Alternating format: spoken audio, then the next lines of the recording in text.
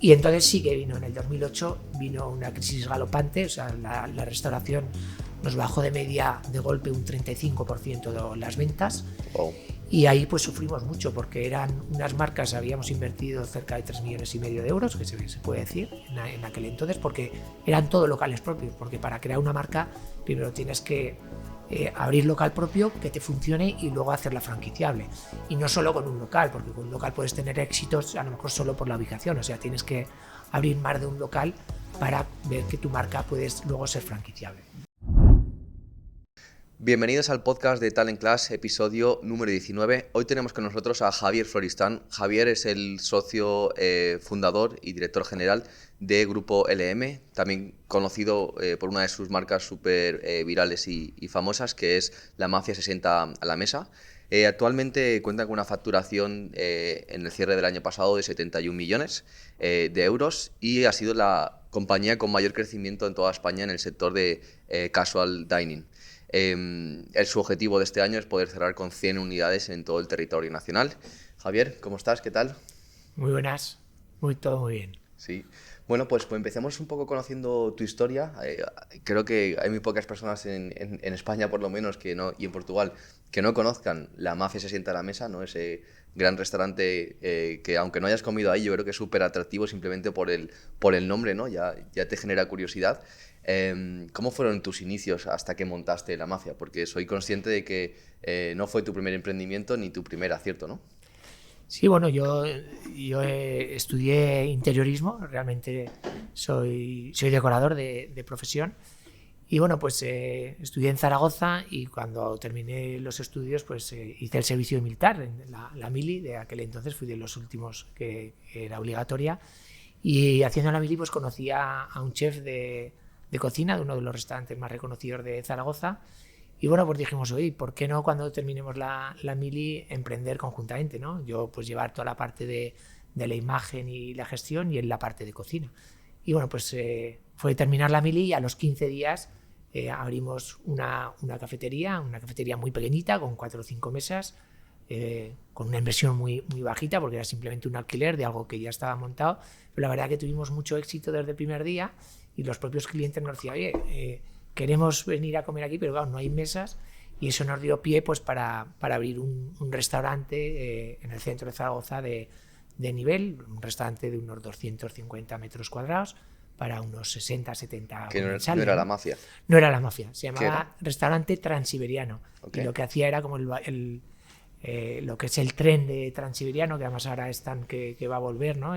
Ese lujo del tren de Transiberiano de aquel entonces, y era la recreación del Transiberiano dentro del restaurante. Y la verdad que tuvimos mucho éxito. En ese momento gestionamos la cafetería y el restaurante, pero ese éxito era un éxito de gente y de facturación, pero no de rentabilidad. Ahí vivimos la dura, lo que es la hostelería de la restauración tradicional. Traducido para todo mortal, movíais dinero pero no ganabais dinero, ¿no? Movíamos hierro, que digo yo. Al final, yo siempre digo, cuanta más facturábamos, más perdíamos. O sea, decías, pero esto cómo puede ser, ¿no? Y era una realidad, ¿no? Porque no es cuestión de facturar, sino era una carta muy amplia, trabajamos mucho pescado, teníamos mucha merma. Entonces, contra más vendíamos, también teníamos mucha más merma, la compra de producto era muy elevada, necesitabas más personal, y era la realidad que vimos en aquel entonces. Entonces, en esos momentos dijimos, ostras, ¿y por qué no reconvertir ese restaurante en algo que viésemos que podíamos controlar mejor la materia prima, ¿no? Y decidimos hacer un viaje a Italia y vinimos con una idea muy clara de por qué no montar un restaurante de nivel en concepto italiano, ¿no? Y a partir de ese momento pues nació, nos regalaron un libro que se llamaba La Mafia se sienta a la mesa en aquel entonces. Wow. Y de ahí salió la idea. O sea, dijimos, ostras, es un nombre tan potente, ¿no? La Mafia se sienta a la mesa, que en el libro pues te comentaba sobre las comidas. Bueno, pues ahí te explican todas las comidas que hacían los mafiosos alrededor de una mesa, ¿no? Y lo quisimos ligar, salirnos un poco de lo que es la mafia, y lo quisimos ligar a la película El Padrino. Entonces nuestro logo es con las mismas letras de la película El Padrino. Éramos muy fan de esa película, y a partir de ahí pues nació el primer concepto de La Mafia se sienta a la mesa, que para nada pensamos nosotros ni que iba a tener éxito o el éxito que tuvo, ni que fuese franquiciable. Simplemente era reconvertir ese restaurante de nivel que teníamos en un concepto más sencillo, más controlable y con un producto pues italiano que sabíamos que gustaba a todo el mundo, ¿no? ¿De qué año estamos hablando? La cafetería la abrimos en el 97 y la primera mafia se abrió en septiembre del año 2000. Ok. Y esa primera mafia, si no me falla la memoria, fue en Zaragoza, ¿no? Así es. En una de las calles principales de Zaragoza. Sí, muy cerquita del Corte Inglés, una calle muy céntrica de Zaragoza. Qué guay. ¿Y cómo fueron los primeros años, las primeras impresiones de esos comensales iniciales? Bueno, tuvimos la suerte de que no empezamos de cero porque fue en el mismo local que teníamos el restaurante y fue reconvertirlo. Un cambio de concepto. Un cambio de concepto dentro del mismo restaurante. ¿Por qué tomaste esa decisión de hacer un rebranding, un cambio de concepto? Principalmente porque veíamos que la rentabilidad que nos estaba ofreciendo el restaurante de nivel, que además teníamos un ticket medio de 35 o 40 euros. ¿En el año 2000? En el año 2000, que no era un restaurante caro. Entonces eran pesetas, no me acuerdo, pero eran pesetas. Y además aún tengo la carta, ¿no? Y que está puesta ahí en pesetas, pues que entendíamos que podíamos dar a más gente, porque además el restaurante de nivel la gente le cuesta mucho más levantarse, entonces no teníamos muchas mesas. Y entendimos que con un concepto italiano podíamos doblar mesas, ir a un ticket algo más económico y que fuese más rentable, ¿no? Y así fue. Totalmente.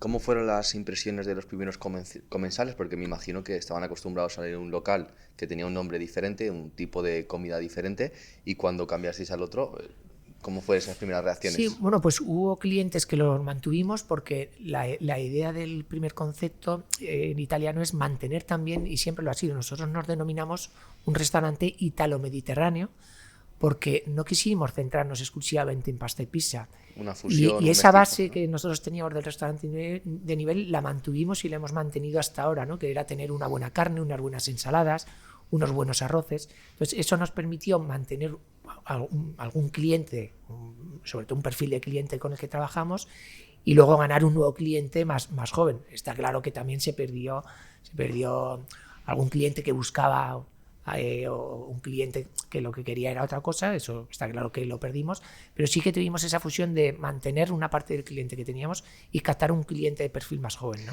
Este debate me parece súper interesante y es el hecho de dejar ir a muchos clientes por una apuesta que vas a hacer nueva, ¿no? Y aquí me gustaría recalcar y resaltar el hecho de la importancia de un buen concepto sólido, apostar por una marca como hiciste tú y en base a eso, pues probablemente dejar ir a muchos clientes que no confían en tu idea, pero que otros muchos sí confían, ¿no? Sí, a ver, nosotros el cambio lo tuvimos muy claro y luego hicimos también una apuesta de marketing muy potente, pues pusimos entonces la publicidad, pues hicimos los autobuses de línea, entonces de la mafia Zaragoza, se sienta, ¿no?, a la mesa en Zaragoza, llega a Zaragoza, pero claro, nadie sabía, no pusimos ni que era un restaurante, entonces el nombre era muy potente y antes de abrir, pues era, oye, ¿qué es esto, no? La mafia se sienta a la mesa, llega a Zaragoza, entonces no lo conocía nadie. Y la verdad que fue a abrir las puertas y tuvimos una avalancha, pues como te digo, de ese perfil de cliente que ya teníamos y de un cliente nuevo. ¿Cómo fueron los primeros años cronológicamente, ¿no? Desde el 2000 y poco que me comentabas que hubo la primera apertura, si podías darnos ciertos KPIs, por ejemplo, sí, año, facturación, número de locales, hasta llegar a 2023. Sí, a ver, en septiembre del 2000 abrimos la primera mafia, como comenté antes, sin el conocimiento de hacerlo franquiciable o crecer, pero al tener tanto éxito, pues decidimos al año siguiente abrir un segundo restaurante también en Zaragoza de la mafia. Entonces vendimos la cafetería que teníamos y enfocamos nuestros esfuerzos pues en los dos locales propios con la enseña de mafia. Y a partir de ese momento pues empezaron en ciudades cercanas, pues desde en Pamplona, en Logroño, pues gente conocidos que nos decían, oye, ¿por qué no montar una mafia en Pamplona o en Logroño o crecer?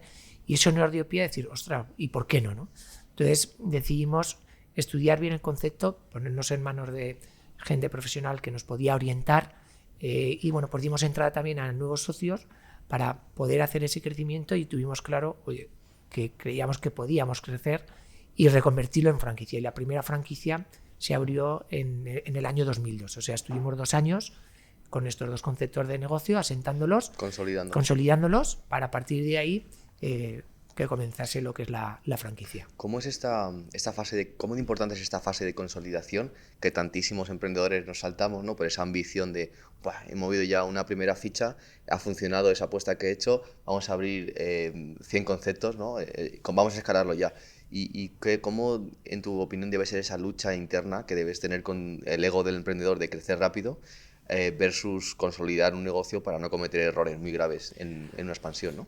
Claro, a ver, yo conozco poco emprendedor que no hayamos cometido errores en el camino, porque es una realidad. Ahora comentaremos un poco la historia, nosotros también los hemos cometido, pero en esos momentos pues sí que vimos que teníamos una marca muy, muy potente entre manos, y sí que es cierto que tuvimos que estar durante 7-8 meses reconvirtiendo ese restaurante que habíamos creado para hacerlo franquiciable, porque aunque tú tengas éxito con el establecimiento, eso no quiere decir que sea franquiciable. Entonces tuvimos que remodelar el modelo de negocio para hacerlo franquiciable. Hacerlo franquiciable pues es que al final pues el producto que estás comiendo en Zaragoza pues lo comas igual en Logroño o en Pamplona o en Madrid, ¿no?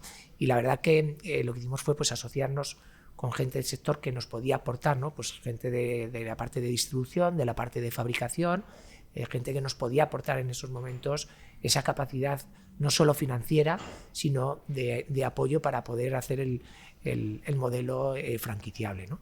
A partir de ahí, pues abrimos en el 2002 las primeras franquicias, funcionó muy, muy bien, y del 2002 al 2006, pues bueno, abrimos unas 10-15 franquicias. ¿En diferentes localidades? Sí, pues principalmente hicimos una expansión, lo que se llama en plan charco, ¿no? Que es desde la ciudad de inicio, Mancha de Aceite, que es poco a poco, o sea, porque sí que nos decían, oye, pues abrir en Málaga o en Sevilla, pero al final estás a 1000 kilómetros de distancia. Entonces, tú dijiste que no a muchos dijimos que no. Igual que, igual que en su momento también hemos tenido oportunidad de ir a Sudamérica y hemos dicho que no, creemos que primero hay que hacer lo muy sólido concepto en España, ¿no? Y en esos momentos pues era lo mismo, creíamos que teníamos que hacer el crecimiento cerca de nuestra ciudad de origen para poder controlarlo, ¿no? Y así fue, ¿no? Fuimos abriendo pues en las ciudades más próximas a Zaragoza. ¿Por qué apostaste por un crecimiento mediante franquiciados y no crecimiento propio? Bueno, al final el crecimiento propio necesita de una inversión mucho más potente. Entonces sí que los primeros locales en cualquier franquicia tienen que ser propios, pero a partir de ahí vimos la franquicia por dos motivos, no solo por la inversión, sino que además cuando tú buscas un buen franquiciado, pues una ciudad pues como las que acabo de comentar, o Pamplona, Logroño o Madrid, pues al final ellos también conocen la ciudad, creen en tu producto y lo tienen, controlan un poco mejor lo que es la ciudad, y luego la inversión inicial la hacen ellos, ¿no? Está claro que si es propio, pues puedes tener unos EBITDAs más elevados, pero nosotros entendimos que queríamos tener propio principalmente lo que es en la ciudad de Zaragoza, y luego algún local flagship como podía ser en Madrid que hemos abierto posteriormente, ¿no? Pero sí que decimos del principio que lo propio que estuviese muy controlado en sitios como Madrid y Zaragoza, y el resto un crecimiento vía franquiciado. Te invito a que hagamos un DAFO muy rápidamente de debilidades, fortalezas, amenazas, ver de que poder crecer en un modelo de expansión de franquicias o crecimiento propio grupo. Bueno, dentro del sector pues está claro que ha habido muchos grupos que han decidido la expansión 100% propia. Hay otros como el nuestro, pues que hemos decidido más enfocarlo en franquicia respecto a lo que son propios, y también otros que han hecho un híbrido o un 30% propios y un 70% franquiciados. Yo lo que sí que puedo asegurar es que no tiene nada que ver la gestión del local propio con la gestión del local franquiciado. Entonces, nosotros nos hemos especializado en claro, franquiciar, somos muy buenos franquiciadores, pues somos muy cercanos con la franquicia, los vemos como socios, y eso quizás es lo que nos puede diferenciar en el sector. En cuanto a lo que es la gestión propia, pues tiene sus ventajas, sus inconvenientes. Está claro que un concepto, un negocio, un local propio, pues si te funciona, pues tienes un EBITDA mucho más elevado que el franquiciado, porque al final el franquiciado puede tener éxito y lo que estás cobrando es un royalty, que suele andar entre el 4 y el 6%, nosotros en este caso cobramos el 5%. Entonces, pues ese es lo que cobras al franquiciado, y el franquiciado pues se puede ganar muy bien la vida teniendo muy buena rentabilidad. En cuanto a aspectos que ese posible DAFO, pues un local propio, por ejemplo, normalmente una franquicia suele tener unos áreas manager que lo que hacen es ir por los locales para ver que se están haciendo bien las operaciones, etcétera. Entonces, un local propio, pues un área manager de locales propios está gestionando 5 locales propios respecto a la franquicia, que sería un área manager, te está llevando más o menos unos 10-15 locales franquiciados. ¿Por qué? Porque el local propio necesita de mucha más implicación directa respecto a la franquicia, porque la franquicia al final está gestionando el franquiciado. Sin embargo, en contra, pues claro, tienes que tener muy buena relación con el franquiciado y que el franquiciado siga muy bien los manuales, que ese es en la mayoría de los casos el problema muchas veces de la franquicia, ¿no? Que el franquiciado siga muy bien la parte que tú quieres hacer como concepto de negocio en todo, en la parte de producto, en la parte de servicio, en la parte de ambientación, y eso es quizás lo más complejo, ¿no? Y nosotros yo creo que eso lo sabemos hacer muy bien. El famoso manual de operaciones. El famoso manual de operaciones, ¿no? Y luego pues hay que hacer mucha formación y para que al final la marca sea muy, muy homogénea, ¿no? Claro, yo creo que es muy diferente el gestionar de forma indirecta a más de 1000 empleados, que es tu caso, o gestionar de manera directa a más de 1000 empleados. Sí, al final dentro de una organización lo tienes que llevar separado. Nosotros tenemos separado el equipo de gestión de locales propios porque incluso el perfil de la persona que gestiona el local propio es diferente al del franquiciado, porque como franquiciado al final eres un asesor, mientras que como gestión propia al final estás gestionando al momento y eres gestor, ¿no? Entonces incluso el perfil encaja en diferentes maneras de lo que es el propio al franquiciado. Totalmente de acuerdo. Sigamos con tu historia. Creo que te has quedado en 15 locales. ¿Llevabais 15 locales? Sí, en el 2006, 2007. Entonces En plena decidimos... crisis inmobiliaria, ¿no? Bueno, no, empezó en el 2008. Nosotros en el 2007 pues, vimos que había tenido mucho éxito la franquicia de La Mafé y decidimos crear otras franquicias dentro del sector de hostelería y abrimos 3 marcas nuevas, una de carnes, otra de bocadillo y otra de tapas, y las creamos en el 2007 y salieron al mercado en el 2007 o 2008. Y entonces sí que vino, en el 2008 vino una crisis galopante, o sea, la restauración nos bajó de media de golpe un 35% de las ventas. Wow. Y ahí pues sufrimos mucho porque eran unas marcas, habíamos invertido cerca de 3,5 millones de euros, que se puede decir en aquel entonces, porque eran todos locales propios, porque para crear una marca primero tienes que abrir local propio que te funcione y luego hacerla franquiciable. Y no solo con un local, porque con un local puedes tener éxitos a lo mejor solo por la ubicación, o sea, tienes que abrir más de un local para ver que tu marca puede luego ser franquiciable. Y bueno, pues ese fue el primer tortazo, la primera realidad, lo que te comentaba antes, ¿no? Que primer aprendizaje, mi ¿no? primer aprendizaje, que es mi máster, que me costó 3 millones de euros, ¿no? Yo siempre lo pongo como ejemplo. Es algo más barato. Sí, sí. Pues es la realidad. A mí me hubiese encantado pues, tener porque tengas éxito en un concepto, eso no quiere decir que lo vayas a replicar. Al final, cada concepto de negocio es que es totalmente diferente, incluso el perfil de cliente. Entonces, no teníamos más. Nosotros entendíamos que, bueno, que como lo habíamos sabido hacer bien en la marca de La Mafia, pues lo podíamos replicar y no fue así. Y además nos pilló esa crisis. Y... Yo creo que es muy diferente ser muy bueno, crear un concepto único de una forma muy sólida, y otra cosa es el retazo que supone expandirlo en diferentes ciudades, países o continentes, ¿no? No tiene nada que ver. Así es, y crear marcas diferentes es muy complejo, porque multimarca. Al final es que cada marca va a un perfil de cliente diferente, cada marca tiene su carta, el perfil a lo mejor incluso hasta del área manager es diferente, o la gestión. ¿Y cómo de importante dirías tú que es la formación para afrontar todos estos súper retazos a los que os habéis enfrentado vosotros, ¿no? Como hosteleros? Pues la formación es esencial en todos los sentidos, desde los equipos directivos a gerentes o encargados de locales y a los equipos. Entonces, hoy en día es esencial. O sea, y creo que hay herramientas muy potentes, porque antes pues era una formación al final de lectura, y hoy en día esa formación va mucho más allá. Se puede hacer a través de móvil, a través de ordenador, de píldoras formativas, ¿no? Visual, se puede hablar. En aquel entonces eso era muy complejo, vamos, eso era impensable. Y la formación es esencial, entonces requiere de mucho tiempo y de mucho esfuerzo. Y constantemente, porque al final no tiene nada que ver, yo creo, los retos a los que tú te enfrentabas en 2008 a los retos que te estás enfrentando en 2023 por la realidad del mercado, ¿no? Todo lo que ha evolucionado. Ese es el mayor problema de la formación, que se te queda soleta. Se queda soleta, o sea, una formación que a lo mejor das y en 5 años es que se te ha quedado soleta porque el mercado cambia, el perfil del cliente cambia, las crisis, lo que hemos vivido ahora en pandemia, pues no estamos nadie preparados a todo lo que iba a venir y lo que se habla ahora del perfil de cliente nuevo, ¿no? Entonces es que tienes que cambiar y al final si lo haces interno es muy costosa la formación, hay que dar mucha formación y es compleja. Y los empleados también tienen que ver la importancia que tiene la formación para poder crecer dentro de una organización. Que estén motivados, ¿no? Incentivados. Así es.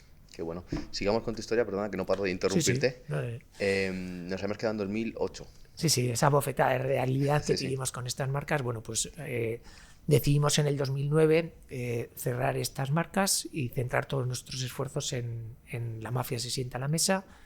Y dimos continuidad al concepto de La Mafia se sienta a la mesa. Entonces, del 2010 al 2015, yo siempre digo que fue un crecimiento contrario a la crisis, porque el hecho de al final que nuestras cabezas estuviesen en 4 marcas, pues también es complejo.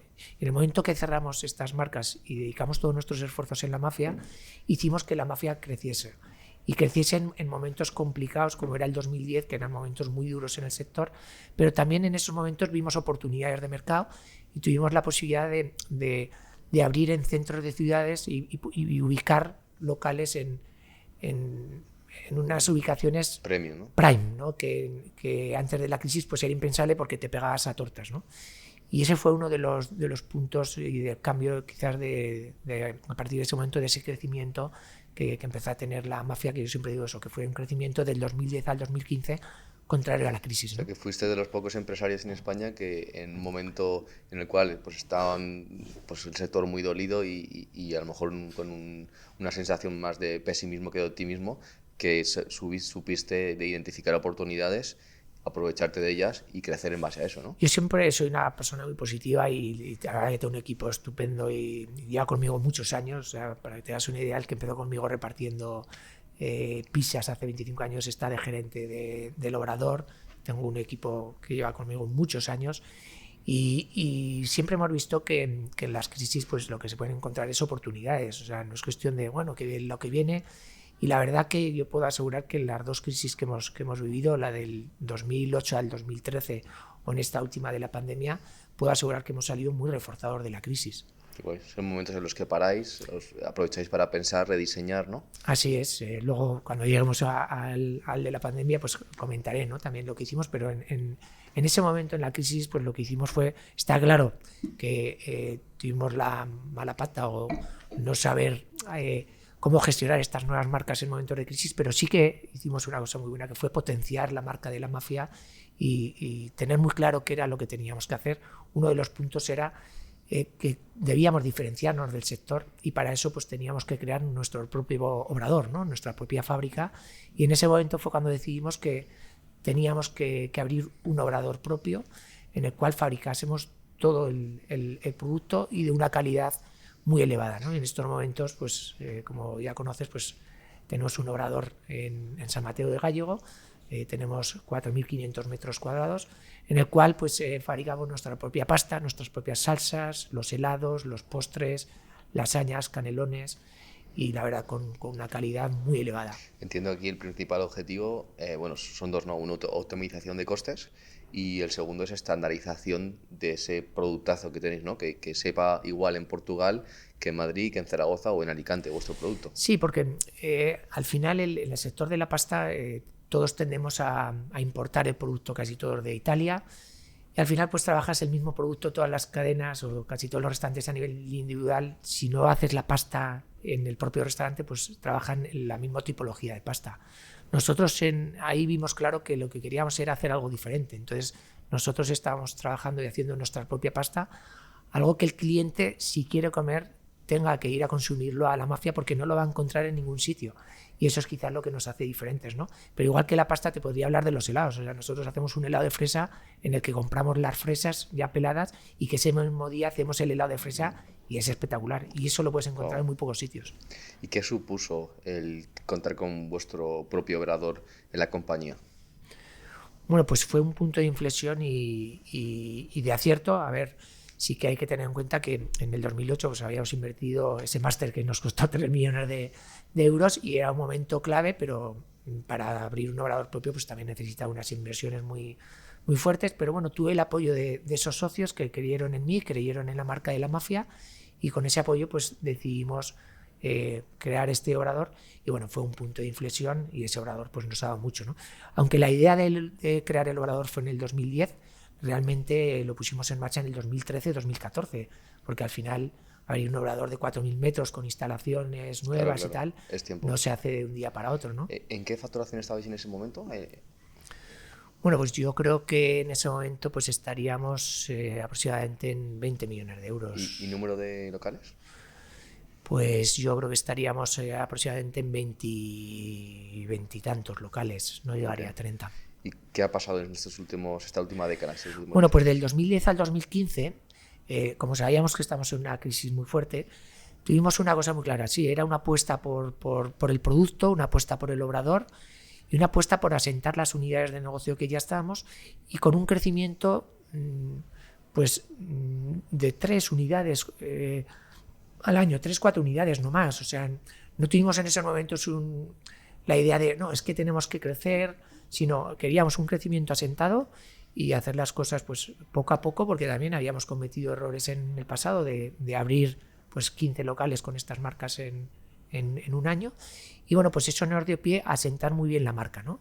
Y eso conjuntamente pues con a poner en marcha el obrador, y nos encontramos pues en el 2015 pues con una empresa muy saneada, con deuda cero, con unos 30 locales operativos, y a partir de ese momento pues porque sí que hemos sido muy estratégicos, ¿no? El también cometer errores pues te hace ser muy estratégico. Entonces, en el momento que ya pasamos del 2010 al 2015, que era una estrategia de asentamiento de la marca y obrador, pues entendimos que teníamos que crear una nueva estrategia, y en esa estrategia de crecimiento, pues, y ya con el obrador asentado, pues vimos que como nos fabricamos nuestro propio producto, pues podíamos, ¿por qué no?, crear otras marcas de conceptos ítalo-mediterráneos que no competiesen con la marca de la Mafia, y en ese momento pues creamos lo que hoy en día es la boutique Italian Food y D'Italy, ¿no? Se crearon en el 2015, 2015-2016, aunque la boutique, la primera sí que se abrió en el 2016, D'Italy estuvimos 3 años trabajando en ella y se abrió en el 2019, ¿no? Okay. ¿Y en ese momento en qué volumen estabais de facturación y número de tiendas de las diferentes marcas? Bueno, pues a ver, lo que es, no recuerdo ahora muy bien, ¿no? Sí que con la Mafia pues más o menos teníamos una media de facturación en esos momentos de unos 800.000 euros de media por local. Y bueno, pues la boutique Italian Food pues nació en el 16, y D'Italy un poco más adelante. Realmente como facturación de grupo no recuerdo, pero estábamos en 30 y tantos locales, ¿no? Okay. ¿Qué supuso el dejar de operar con una monomarca a operar con multimarca? Bueno, como habíamos cometido errores del pasado de crecer rápido, de abrir 2-3 locales de la misma marca a la vez, lo que quisimos hacer es abrir un local de la boutique, asentarlo para poco a poco pues seguir creciendo. Y la marca de D'Italy, que es un concepto muy chulo de pizzería napolitana y cerveza de bodega principalmente, pues como te comento, pues lo que hicimos fue viajar por todo el mundo, viajar mucho por Estados Unidos, por Italia, para trabajar muy bien el concepto, crear un concepto muy asentado en el que trabajamos muy bien pues desde lo que es el aroma, la vajilla, la uniformidad, la imagen que queríamos proyectar, y estuvimos 3 años trabajando en ese concepto porque no teníamos la necesidad. Nosotros no estamos bajo el paraguas de un capital de riesgo que te obliga pues a lo mejor a abrir y a crecer, sino que lo que queríamos era que la Mafia tuviese su crecimiento como ya lo estaba teniendo después de la crisis, y que estas 2 marcas pues empezasen creciendo principalmente con los propios franquiciados que ya están dentro de la marca de la Mafia,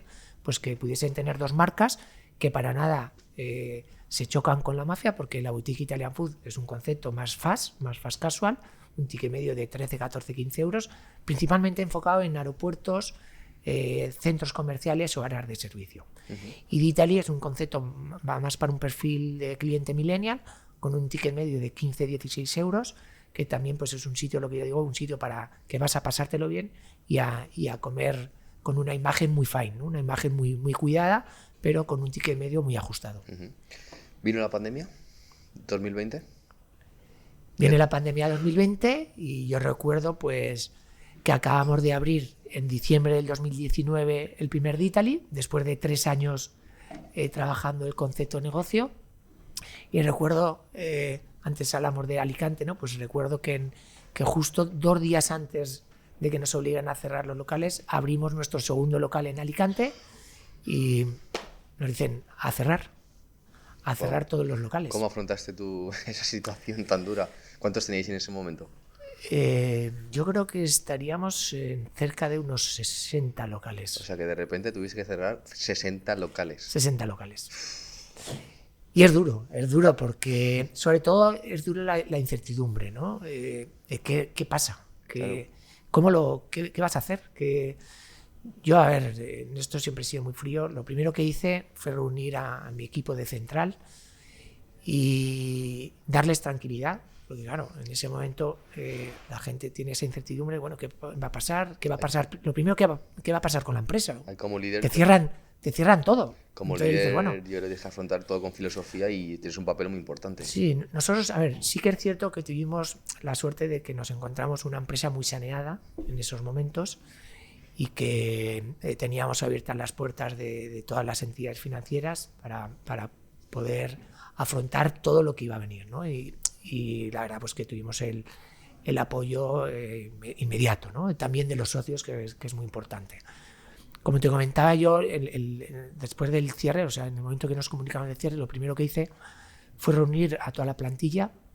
Entonces estamos más o menos unas 30 personas en Central y darles la tranquilidad de que la empresa iba a continuar, de que no se iba a cerrar, que ese era el primer objetivo y en ese primer objetivo estaba que iba a mantener el 100% de los puestos de trabajo.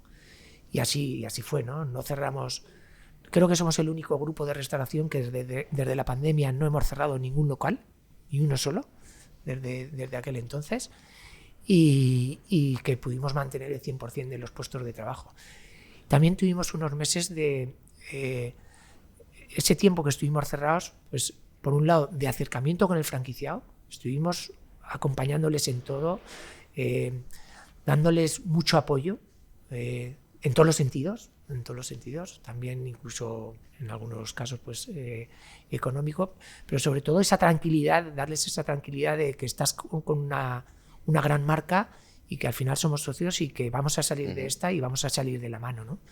¿Cómo transformó la pandemia la compañía? ¿Qué aprendisteis? ¿Y qué sucedió después hasta llegar a 2023? Bueno, pues al igual que aprendimos en la anterior crisis, pues en esta sí que es cierto que bueno, pues ya teníamos esa experiencia de lo que habíamos vivido. Gran parte de mi equipo, pues yo siempre decía, a ver, la anterior crisis es que fue que nos bajaron las ventas un 35%, pero durante mucho tiempo. Y aquí decía, bueno, tenemos que volver a abrir sí o sí. Estaremos 15 días, un mes, 2 meses cerrados. Pero cuando esto salga, la gente va a querer seguir. Yo eso lo tenía clarísimo y así lo transmitía. Decía, hay que estar tranquilos porque la gente no va a dejar de ir a comer a los restaurantes. Y no era una crisis financiera, no era una crisis como la anterior, sino era un momento puntual, pues que estaba claro que era una pandemia muy fuerte, pero lo que sí yo no tenía muy claro era el tiempo que iba a durar. Pero tenía claro que íbamos a salir reforzados. Entonces lo que hicimos fue trabajar mucho con el equipo directivo y todo el personal en Central en cómo íbamos a salir de esa pandemia. Y el objetivo era que teníamos que salir reforzados. Entonces, en esa comunicación de que teníamos que salir reforzados, y no solo reforzados, sino que la mafia saliese subiendo un escalón, pues empezamos a trabajar en todo, ¿no? Empezamos a trabajar sobre todo en 4 patas, que era la parte de tecnología, que nosotros ya teníamos mucho avanzado en la parte tecnológica, porque yo siempre he dicho que la mafia es una empresa tecnológica que da bien de comer, ¿no? Entonces ya teníamos mucho trabajo hecho. En la pandemia la mayoría de grupos de restauración se centraron en la parte de tecnología, pero yo puedo decir que que ahí prácticamente lo teníamos ya todo muy trabajado. Y sí que tuvimos claro que teníamos que trabajar toda la parte de formación que antes comentábamos. Entonces estuvimos durante 2 meses grabando muchos vídeos, pasando toda la parte de formación en papel a tecnología, a que el cliente lo pudiera, a que los trabajadores lo pudiesen ver por mail, porque al final estaban confinados, etcétera. Y luego que a subir un escalón en 2 aspectos fundamentales, ¿no? Con la Mafia. Uno, en la parte de imagen, hacer un cambio que se viese una percepción, que el cliente viese una percepción en los locales de subir un escalón, y era en todo, ¿no? Pues un cambio de vajilla, de uniformidad, de ambientación, de música, etcétera, para que el cliente realmente lo notase, y sobre todo también de producto. Entonces tuvimos la oportunidad de meter a los 30 tíos que estamos en Central, estar prácticamente encerrados, trabajando codo con codo, y de las 40 personas también que tenemos trabajando en el obrador propio, para sacar un producto muy difícil de conseguir quizás en 2 años, pero el hecho de poder estar 70, 80 personas prácticamente encerrados nos dio pie a trabajar un producto súper exclusivo, súper diferenciador, y eso ha sido un poco esos 4 aspectos que nos ha dado que la Mafia en estos momentos pues esté en el punto en el que se encuentra, ¿no? O sea, la parte de tecnología, la parte de formación, la parte de ambientación y todo lo que conlleva la ambientación, y sobre todo la parte de producto, que en estos momentos pues podría decir que somos únicos dentro del sector de italo-mediterráneo, ¿no? ¿Qué sucedió después de la pandemia gracias a este buen trabajo y preparación que hicisteis? Pues la buena aceptación que tuvimos con el franquiciado, esa unión que tuvimos con el franquiciado. Una de las primeras cosas que hicimos fue celebrarlo juntos, volvernos a juntar, volvernos a abrazar, ¿no? Esas ganas que teníamos, y ese acercamiento que teníamos pues dio pie a que los franquiciados que estaban dentro de la cadena, y que además no cerraron, como decía antes, ningún local, pues quisiese seguir creciendo con nosotros, volver a apostar con nosotros para seguir creciendo. Esto para mí es un punto súper interesante, y es el hecho de que creo que los franquiciadores no se deben de centrar en tener muchísimos franquiciados. Oye, creo que es mejor tener pocos fidelizados que ganen dinero, también ganar tú, por supuesto, y hacer muchas aperturas con esos mismos franquiciados. Nuestra apuesta es esa. O sea, nosotros tenemos el 60% de nuestro franquiciado es multifranquiciado, porque apostamos por eso. O sea, nosotros vamos a dar entrada a nuestro grupo a pocos nuevos franquiciados. ¿Por qué? Porque tenemos muy buenos franquiciados ya a nivel nacional que están con nosotros y que quieren seguir creciendo con nosotros. Entonces, nuestra apuesta es esa, igual que luego aguantaremos el máster franquicia pues en Portugal, ¿no?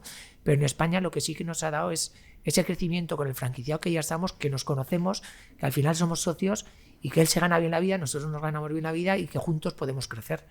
Entonces, eso es lo que nos ha dado después de la pandemia, ese crecimiento que estamos teniendo en nuestros 2 últimos años, y que comentabas antes, pues quizás en estos momentos somos el grupo del sector casual con mayor crecimiento, ¿no? El año pasado firmamos 23 unidades, estamos hablando que la Mafia pues son inversiones de más de unos 400.000 euros, ¿no? Entonces, el CAPEX es de 400.000 euros y la facturación prevista supera el 1.000.000, ¿verdad? Sí, nosotros prácticamente te diría que todo el local que abrimos pues supera el 1.000.000, y puede estar rondando el 1.200.000, 1.500.000, cerca de los 2 millones, ¿no? Es un poco todo lo que estamos hablando. También vamos a locales grandes, pero sí que ha habido un antes y un después, quizás de esto que hemos comentado antes, ¿no? De esa parte de lo que nosotros le hemos denominado la Mafia 4.0, en el cual muchos franquiciados están adaptándose, y que además lo que vemos es que cuando se adaptan a eso crecen un 20% más. O sea, en el momento que hacen un cambio de ambientación, de vajilla, de uniformidad, y ese salto, esa subida de un escalón, tenemos comprobado que crecen de golpe un 20% más. Aquí resaltar la importancia de que el franquiciado evolucione al mismo ritmo que el franquiciador. Así es. Que eso es quizás lo más complejo, ¿no? Y sí que aún tenemos locales pues que se van quedando atrás, pero como ven que el resto, cuando cambia, funciona, pues ellos no se quieren quedar atrás, y al final se irá igualando y se convertirán todos en lo que hoy en día es la Mafia 4.0. ¿Cómo seleccionas al franquiciado adecuado? ¿Cómo haces ese filtro?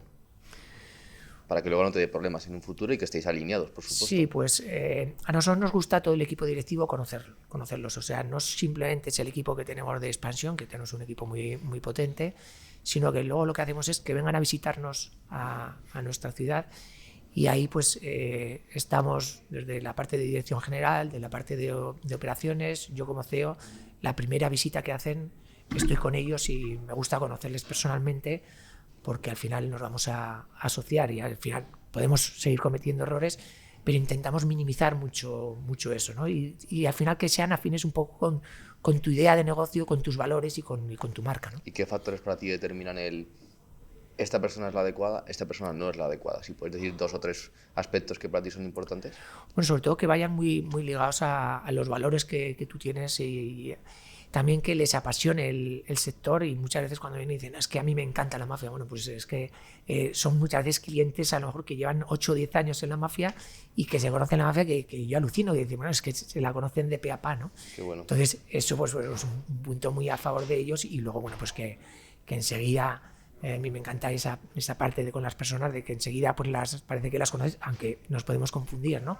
Pero sí que el conocerles desde el principio y estar en contacto con ellos y, como he dicho antes, cada vez seleccionamos más porque estamos creciendo más con el multifranquiciado y eso cada vez nos cuesta más, ¿no? Yo creo que eso es súper bonito, ¿no? Lo acabas de comentar como empresario emprendedor, que un cliente te diga, me encanta la mafia, quiero formar parte de esa comunidad, ¿no? Así es. Cuéntanos los KPIs con los que cerraste 2022 y el objetivo 2023. Sí, pues a ver, el 2022, pues como comentabas antes, estamos ya más de 1.000 trabajadores en la compañía. Hemos cerrado el año con 85 locales firmados, de los cuales de 15, creo que son unos 17, 18 locales están firmados del año 22, que los estamos abriendo ahora en el 23. O sea, el primer semestre del 23 prácticamente tenemos una apertura a la semana, wow, con lo que ello conlleva.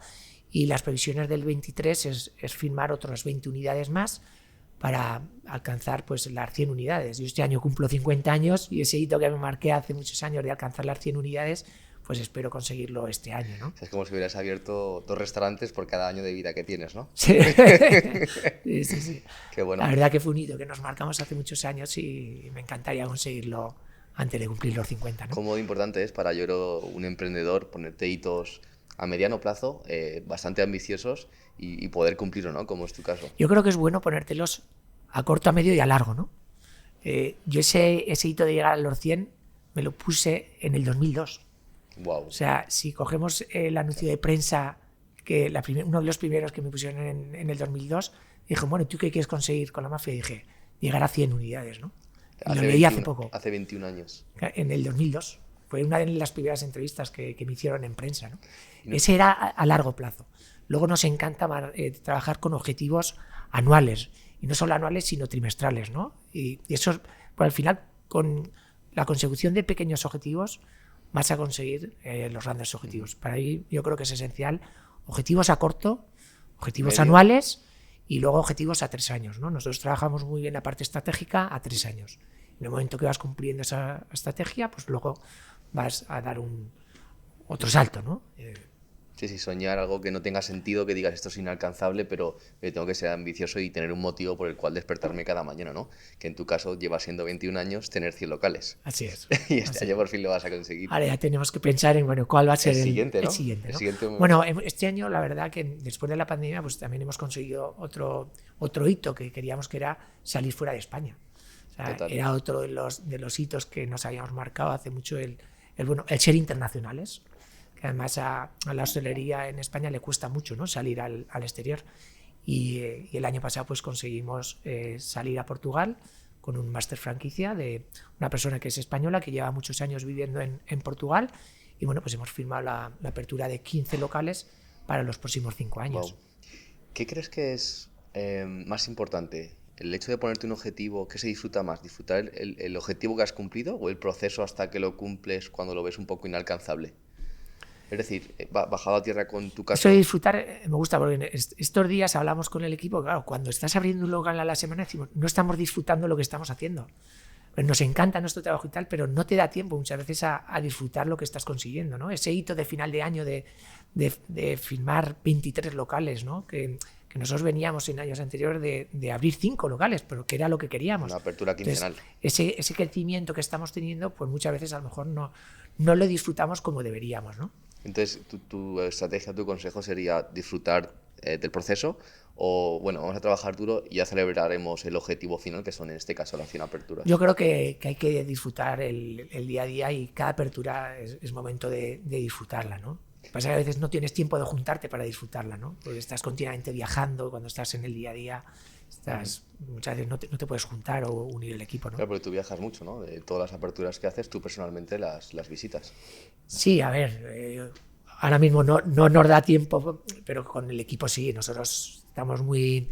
O sea, personalmente quizás no me da tiempo a ir a todos los locales, pero te diría que antes de la apertura yo conozco todos los locales porque normalmente suelo ser el que le da el ok final al local y también porque me encanta esa parte de la parte de imagen y decoración y de conocimiento con el franquiciano. Entonces normalmente siempre lo que quizás antes sí que iba a todas las aperturas y ahora no me da tiempo para estar en todas las aperturas. Por ejemplo, el jueves pasado abrimos el mismo día 2. Abrimos en el aeropuerto de Valencia con la boutique Italian Food y en Chiclana, o sea, uno en Cádiz y el otro en Valencia. Entonces nos tenemos que dividir, ¿no? ¿Y qué consejo darías a cualquier hostelero, emprendedor, empresario para poder mantenerte motivado durante tanto tiempo? Tú llevas en un ritmo altísimo de trabajo y de ambición y perspectiva durante más de 20, 25 años. ¿Cuál es tu secreto para mantenerte motivado tantísimo tiempo y para despertarte todas las mañanas con tengo un objetivo, no sé cuándo lo voy a conseguir, pero voy a luchar hoy, voy a poner mi granito de arena para poder ir a por él? Bueno, primero es que a mí me encanta lo que hago, me encanta mi trabajo y disfrutar, ¿no? de lo que haces. Y luego hay una filosofía que nosotros llevamos trabajando muchos años, que empezamos a trabajarla en la anterior crisis, en el 2008-2009, que es la denominada filosofía Kaizen, ¿no? El hecho de levantarte cada día pensando en qué es lo que vas a hacer para mejorar la compañía y dejando a un lado lo que has hecho. Esto de no, es que yo he hecho, yo hice... No, hay que mirar el presente y el futuro, salir de la zona de confort y trabajar día a día la filosofía que hacen. Y eso es lo que intento transmitir en todos los equipos, ¿no? Desde los equipos de marketing, los equipos de operaciones. Oye, ¿qué es lo que tenemos que hacer para mejorar día a día? La parte de producto. Nosotros, por ejemplo, en la Mafia, siempre, y con esto de la filosofía que hacen, lo que te hace pensar es decir, bueno, lo que vamos a meter como plato nuevo tiene que mejorar lo anterior. Sí o sí, si no, no entra en carta. Y eso lo que te hace es mejorar día a día y cada año que tu empresa sea mejor, ¿no? y pueda crecer. Magnífico. Oye, Javier, pues nos despedimos, que soy consciente que tienes algo de prisa. Ha sido un verdadero placer conocer en profundidad tu historia y larga trayectoria. Y yo personalmente pues he aprendido muchísimo, sobre todo de ponerme objetivos a largo plazo. Y creo que las nuevas generaciones, en la que yo me incluyo, somos bastante cortoplacistas o medioplacistas. Y bueno, pues es admirable que también podamos aprender de generaciones, en mi caso, más mayores, ¿no? Y que podamos tener esos objetivos a largo plazo y ser perseverantes. Al final, yo creo que los objetivos solo se consiguen cuando eres perseverante y pones tu granito de arena de forma diaria, ¿no? Sí, y sí. no cansarte. A mí me hicieron hacer un ejercicio de coge un papel y un boli y apúntalos y tenlos en el cajón, ¿no? Los objetivos, ¿no? Esos objetivos, los cortos, los medios y los largos, ¿no? Y cuando veas el largo y pones la fecha y dices, pues es que esto yo lo hice, lo apunté hace 15 años, ¿no? Y tienes esa hoja y lo consigues, luego lo disfrutas más. Pues, sobre todo, estás peleando por algo, ¿no? Tu mesita de noche tiene que ser grande, entonces, ¿eh? No es pequeñita, porque los objetivos son muy claros. Están en una hoja. Javier, un placer. Muchísimas gracias. Muy bien.